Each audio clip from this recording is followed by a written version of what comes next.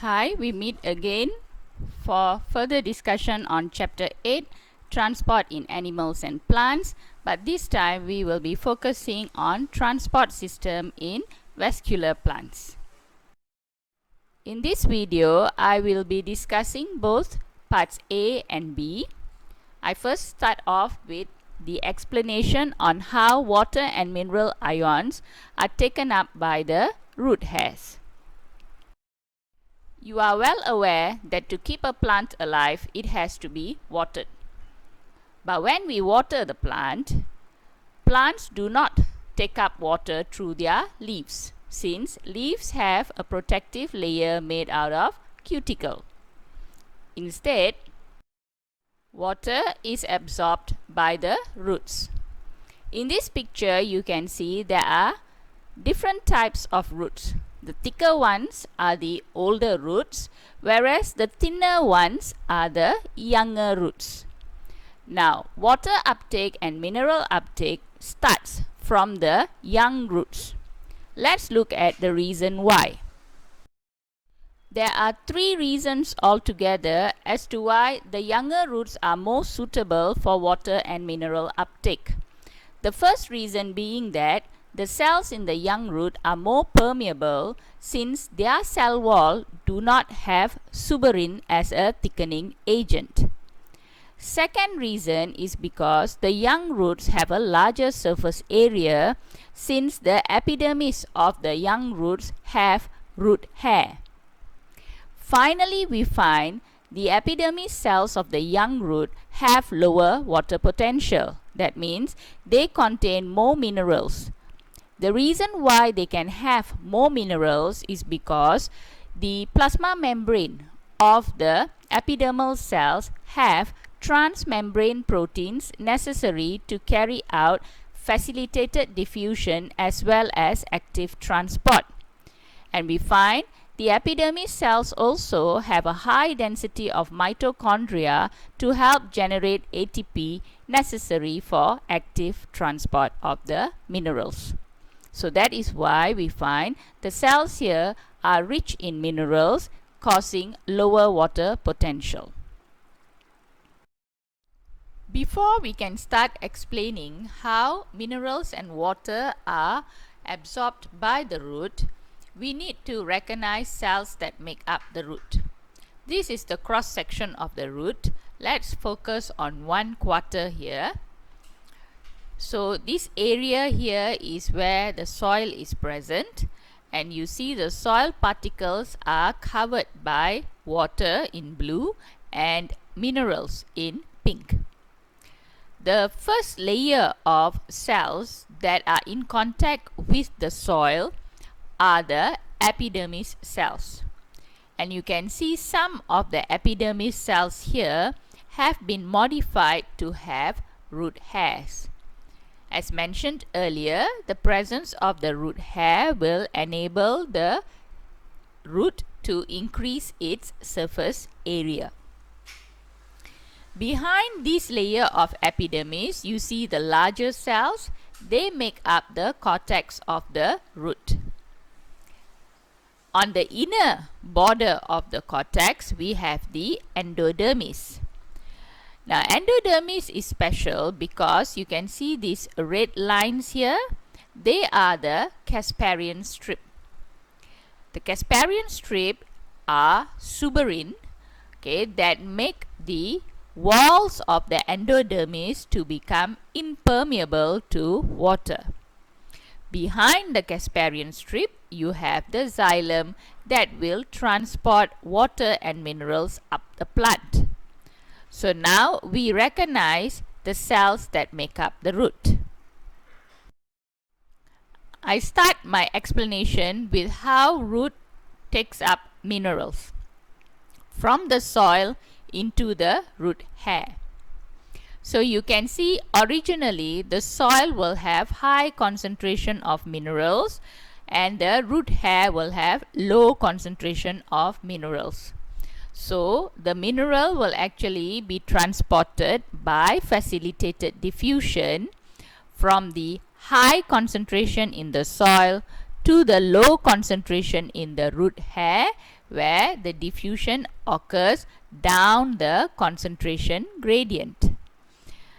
Now, facilitated diffusion will stop once dynamic equilibrium is achieved. So, in this case, there are equal amounts of mineral in the soil as well as in the root hair. So, the balanced mineral will have to be actively transported against the concentration gradient from the soil to the root hair. To do active transport, ATP is needed, and this ATP is actually synthesized by the mitochondria found in the epidermal cells. So this is the first step of how the mineral from the soil enters the root hair. Let's look next at what happens to the minerals from the root hair to the cortex. The minerals that are in the root hair will now have to be transported along the cortex. To do that, what happens to the minerals is it will dissolve with water.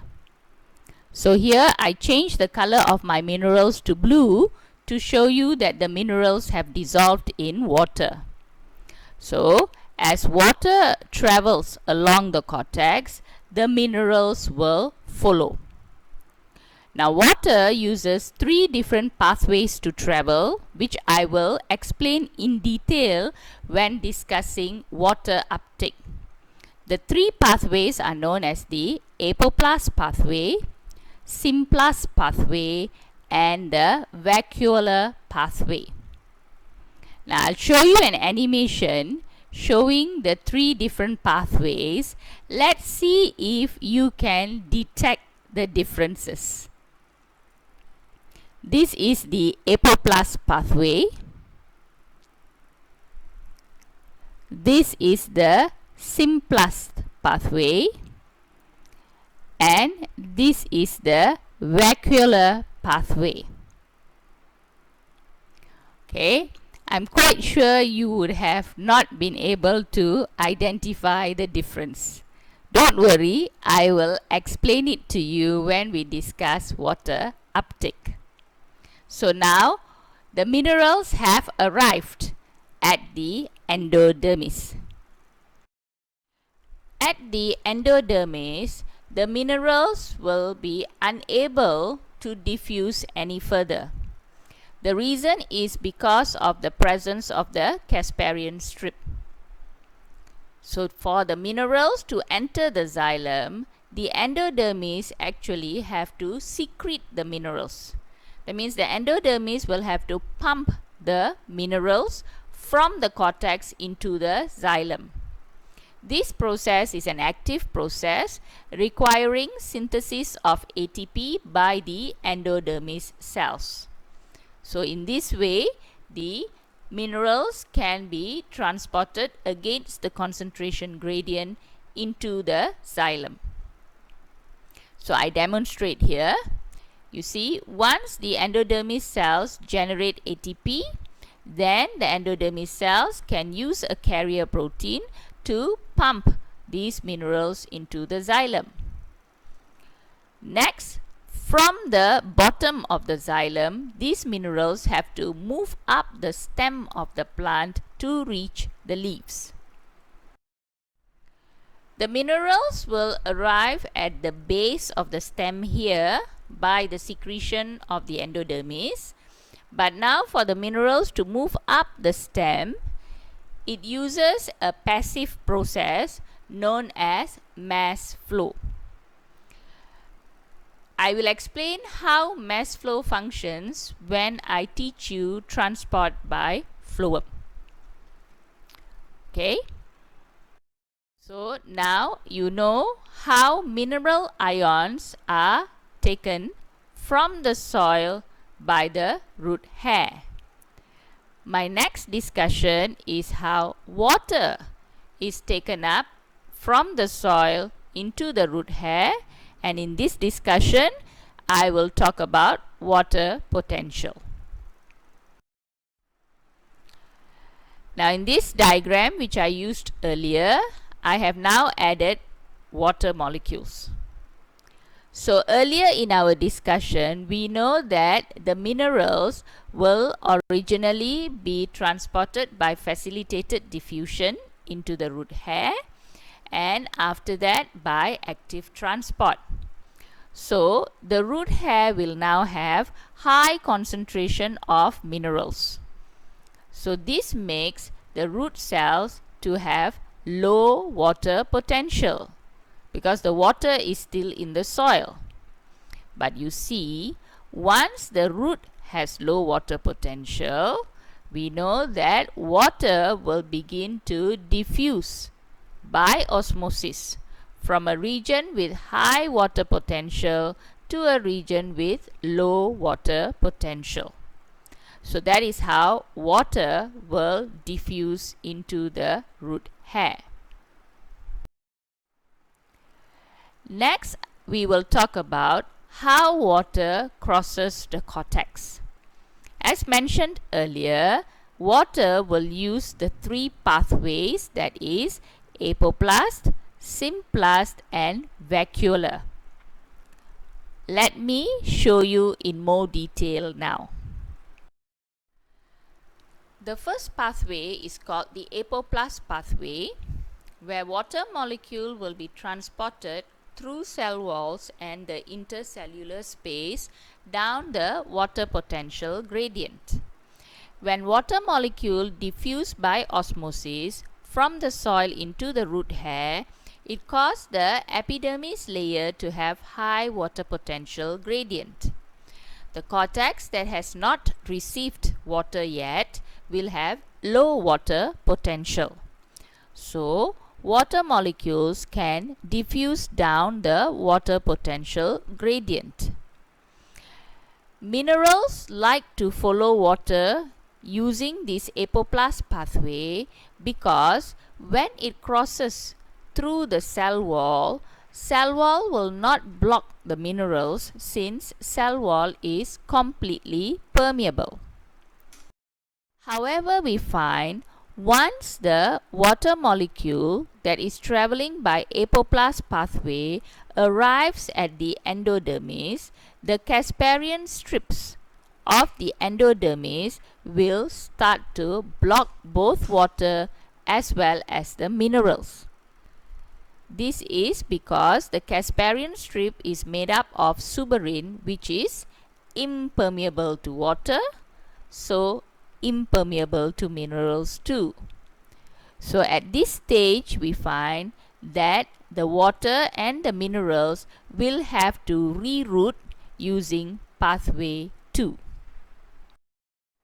The second pathway is called the symplast pathway.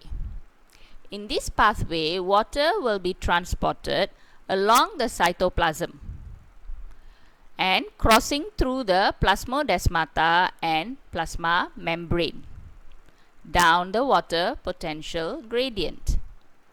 So if you see the water moving this time, it takes a different route.